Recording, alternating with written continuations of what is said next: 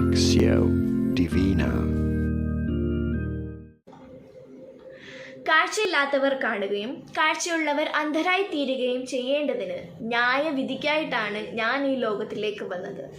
വിശുദ്ധ യോഹന്നാന്റെ സുവിശേഷം 9-ാം അധ്യായം 39-ാം തിരുവചനം. ദൈവ തിരുനാമത്തിന് മഹത്വമുണ്ടായിരിക്കട്ടെ. എൻ്റെ പ്രിയപ്പെട്ട കൂട്ടുകാരെ, നമ്മുടെ കർത്താവായ യേശുവിൻ്റെ വാക്കുകൾ നമ്മളെ പലപ്പോഴും ആഴത്തിൽ ചിന്തിപ്പിക്കുന്നു. ഈ തിരുവചനത്തിൽ യേശു പറഞ്ഞത് ആത്മീയ കാഴ്ചയെക്കുറിച്ചാണ്.